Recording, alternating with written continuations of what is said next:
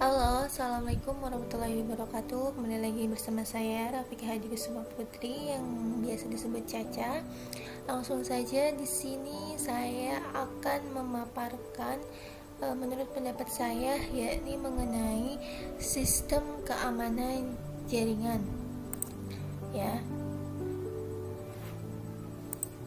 Yakni ada beberapa pokok pembahasan. Pembahasan pertama yaitu mengenai pengenalan keamanan jaringan, yang kedua perkembangan keamanan jaringan, yang ketiga sistem keamanan jaringan, kemudian ada sistem keamanan berbasis biometrik, dan yang terakhir keamanan jaringan nirkabel. Nah, langsung saja pada pengertian keamanan jaringan. Pengertian keamanan jaringan komputer adalah proses untuk mencegah dan mengidentifikasi penggunaan yang tidak sah dari jaringan komputer. Langkah-langkah pencegahan membantu menghentikan pengguna yang tidak sah yang disebut penyusup untuk mengakses setiap bagian dari sistem jaringan komputer. Terus, adapun yang kedua yaitu tujuan keamanan jaringan, yang dimana tujuan keamanan jaringan komputer adalah untuk mengantisipasi resiko jaringan komputer berupa bentuk ancaman fisik maupun logik, baik langsung ataupun tidak langsung, mengganggu aktivitas yang sedang berlangsung dalam jaringan komputer. Adapun beberapa faktor penyebab resiko dalam jaringan komputer yaitu kelemahan manusia atau human error, adapun kelemahan perangkat keras komputer, dan yang ketiga kelemahan sistem operasi jaringan, dan yang keempat kelemahan sistem jaringan komunikasi. Nah, poin selanjutnya yaitu ancaman dalam jaringan komputer terbagi menjadi dua, yaitu ada fisik dan logik. Di fisik di sini saya sebutkan hanya 4 ya. Mungkin teman-teman nanti bisa searching lagi. Yaitu poin pertama, pencurian perangkat keras komputer atau perangkat jaringan, kerusakan pada komputer dan perangkat komunikasi jaringan, yang ketiga wiretapping, yang keempat bencana alam. Adapun logiknya yaitu 1. Kerusakan pada sistem operasi atau aplikasi, yang kedua virus, dan yang ketiga sniffing. Nah, adapun di sini adalah macam-macam keamanan data jaringan komputer. Di sini saya mengambil beberapa ya, diantaranya yaitu pertama, enkripsi adalah sebuah proses yang melakukan perubahan sebuah kode dari yang bisa dimengerti menjadi sebuah kode yang tidak bisa dimengerti atau tidak terbaca. Enkripsi juga dapat diartikan sebagai kode atau cipher.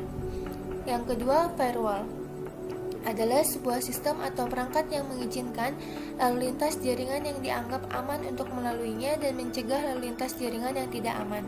Umumnya, sebuah firewall diimplementasikan dalam sebuah mesin terdedikasi yang berjalan pada pintu gerbang antara jaringan lokal dan jaringan lainnya. Firewall umumnya. Dan yang ketiga yaitu kriptografi, yaitu ilmu dan seni menjaga kerahasiaan berita atau ilmu yang mempelajari teknik-teknik matematika yang berhubungan dengan aspek keamanan informasi seperti kerahasiaan data, keabsahan data, integritas data, serta autentikasi data.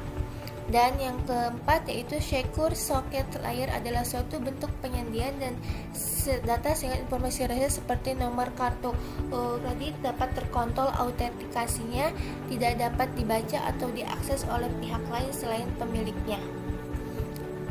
Kemudian adapun sistem keamanan di sini saya memilih yaitu antara sistem keamanan berbasis biometrik. Nah, apa sih pengertian sistem berbasis biometrik ini? Yaitu pengertian biometrik sendiri mengenali orang dari ciri-ciri fisiknya, misalnya dengan sidik jari, sidik telapak tangan, pengenalan wajah, pengenalan retina mata, pengenalan suara, dan lain-lainnya. Ciri-ciri fisik tersebut bersifat unik satu dengan yang lainnya.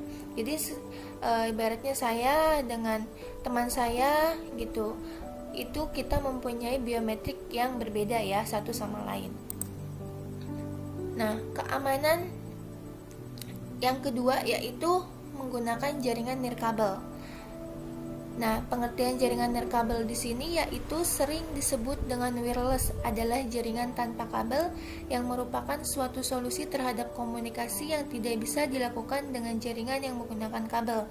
Misalnya, orang yang ingin mendapat informasi atau melakukan komunikasi walaupun sedang berada di atas mobil atau pesawat terbang, maka mutlak jaringan tanpa kabel diperlukan karena koneksi kabel tidaklah mungkin dibuat di dalam mobil atau pesawat.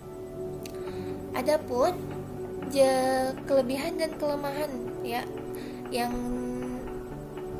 dibuat atau kelebihan jaringan nirkabel atau wireless itu ada memiliki kelebihan, yaitu satu, mudah untuk di setup atau install ya, jadi seperti contohnya handphone ataupun laptop ya, jadi itu mudah untuk di setup atau diinstal.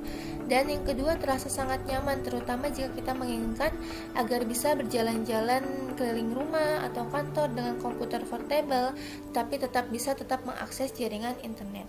Terus yang ketiga, memberikan kecepatan akses yang lebih cepat dibandingkan dengan jaringan yang menggunakan kabel. Adapun kelemahannya ya, dari jaringan nirkabel atau wireless tersebut yaitu satu, bergantung pada gelombang radio pada frekuensi milik umum yang bersifat bebas, digunakan oleh semua kalangan dengan batasan-batasan tertentu. Yang kedua, memiliki area jangkauan tertentu tergantung power dan antena yang digunakan. Terus yang ketiga, tidak mudah melakukan pembatasan area yang dijangkau pada WiFi. Hal ini menyebabkan berbagai hal dimungkinkan terjadi pada lapisan fisik, antara lain interception atau penyadapan. Mungkin hanya itu yang bisa saya dapat sampaikan. Semoga dapat bermanfaat. Kurang lebihnya saya mohon maaf. Billahi taufik wal hidayah. Wassalamualaikum warahmatullahi wabarakatuh.